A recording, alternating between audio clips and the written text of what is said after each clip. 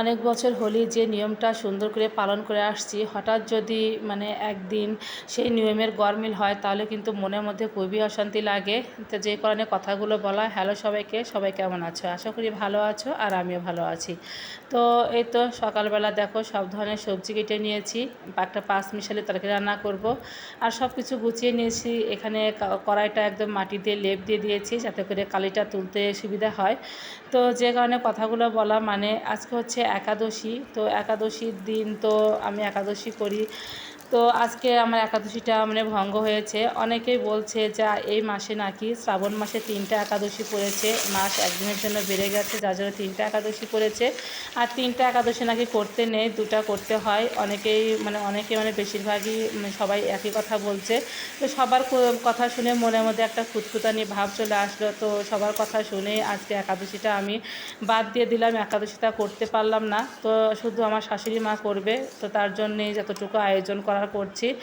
আসলে এটাই হচ্ছে বড় কথা। অনেক দিন হলে একাদশী ধরেছি, প্রায় 7 বছর। আর এই 7 বছরের মধ্যে হচ্ছে এ পর্যন্ত একাদশী ভাঙ্গিনি, নিয়ম করে করে আসছি।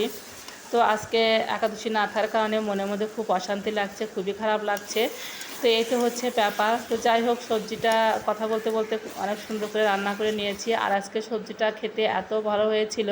আর এই সবজিটা কিন্তু ভাত দিয়ে খাওয়া যায়। আর যেহেতু আজকে আমি একাদশী করিনি, তো আমি তো ভাত খেয়েছি, ভাত দিয়ে খেয়েছি, ওর বাবাও খেয়েছে, ছেলে মেয়েও খেয়েছে। তো যাই হোক, এই যে সবজিটা করার পর একটু রুটি গরম জল করে একদম কায় খসিয়ে নিয়েছি, কারণ এইভাবে রুটি ভাজলে একটু নরম হয়, খেতে সুবিধা হয়। যেহেতু শাশুড়ি মা খায় আর সবাই খেতে খুব ভালোবাসে, তো একটু বেশি করে রুটি ভাজছি, কারণ রুটিটা সবাই পছন্দ করে মোটামুটি, আর আমিও পছন্দ করি। তো ভাবলাম যে একটু বেশি করে করে নেই, তাহলে রাত্রেবেলা কিংবা বিকালে যদি কেউ নাস্তা করতে চায় এটা দিয়ে করা যাবে আর কি। তো যাই হোক, রুটিগুলো অনেক সুন্দর করে ভাজি করে নিচ্ছিলাম।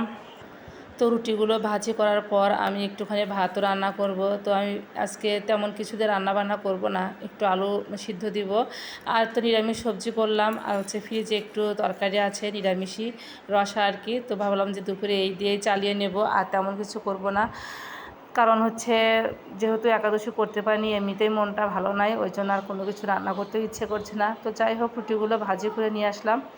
এখন হচ্ছে শাশুড়ি মাকে খেতে দেব।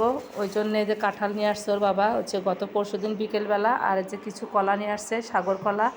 আমরা তো সাগর কলাই বলি, তোমরা কে কী বলো জানি না। তো যাই হোক, কাঁঠালগুলো অনেক সুন্দর ছিল, রুয়াগুলো কিন্তু একটু শক্ত ছিল রুয়া।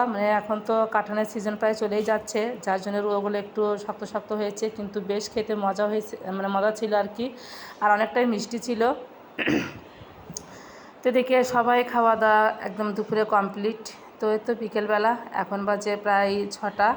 তো একটু ছাদে আসলাম, কারণ সারাদিন বাসার মধ্যে থাকতে থাকতে কেমন জানি ভালো লাগছিল না। তো অনেক দিন পরেই ছাদে আসলাম। তো এসে একটু তোমার সাথে শেয়ার করলাম, যেহেতু আমার বাসার মধ্যে আমি বেশ কিছু গাছ লাগিয়েছি। তো মাঝে মাঝে মনে হয় আমি গ্রামের বাসাতেই আছি আর কি, গ্রামেই থাকি। যদিও এটা গ্রামের মতোই, খুব একটা শহর না, তারপরে আবার একটু শহরও, কারণ কেউ কারোর বাসায় যায় না সহজে।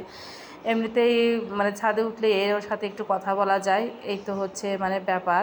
তো যাই হোক, তোমাদের সাথে একটু শেয়ার করে নিলাম। আর প্রকৃতি দেখতে কার না ভালো লাগে, আর বিকেলে যদি প্রকৃতি দেখতে আরও বেশি সুন্দর লাগে। তো বেশ কিছু আমি ফুল গাছও লাগিয়েছিলাম, তো সেইগুলো তোমাদের সাথে একটু শেয়ার করছি।